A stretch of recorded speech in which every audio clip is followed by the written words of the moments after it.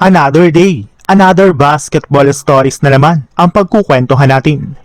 At ngayon nga ay pag-uusapan natin ang balitang next move na gagawin ng OKC Thunder ngayong offseason at ang balitang nagdesisyon na nga po ang Wizards sa trade ni Anthony Davis sa Golden State Warriors. Naging official na nga po ang dalawang klaseng trade na ginawa ng OKC Thunder ngayong offseason sa pag-trade nila kina Isaiah Joe at Aaron Wiggins. Kaya maaari na naman nga po silang gumawa ng panibagong trade para mapalakas ang kanilang lineup since meron na nga po silang sapat na cap space para gawin ito. Pero ayon na rin naman nga po sa ibinulgar ng isang NBA insider, nakapag-desisyon na nga po ang front office ng OKC Thunder na wala na nga pong gagawin pang trade ang kanilang team sa mga susunod na araw.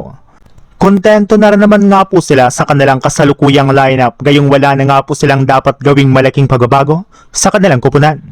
Naging maayos na rin naman nga po ang kanilang kampanya last season, sadyang nasira lang ito ng sunod-sunod na pagtatamo ng injury ng kanilang mga players.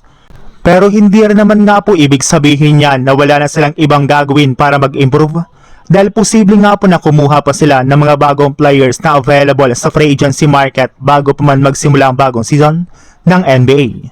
Sa ibang balita naman, sinabi na nga po ng JSW na si LeBron James nga talaga ang pinaka-target na makuha ng kanilang team sa free agency market. Kaya ito na nga po ang mismong rason bakit hindi pa sila kumukuha ni sa mga bagong player ngayong offseason. Pero habang hindi pa nga po nakakapag-desisyon si LeBron, ay gumagawa na rin naman nga po kahit papano ang JSW ng ilang paraan para mapanatiling maayos ang kanilang lineup lalo ng kanilang frontcourt. Matapos nga po nilang i-anunsyo na pinapirma nga daw po nila ng 1-year contract ang kanilang backup center na si Charles Bassey. Kinuha rin naman nga po nila ito gayong malaki na nga po ang tsansa na hindi na makuha pa ng JSW ngayong offseason si Anthony Davis.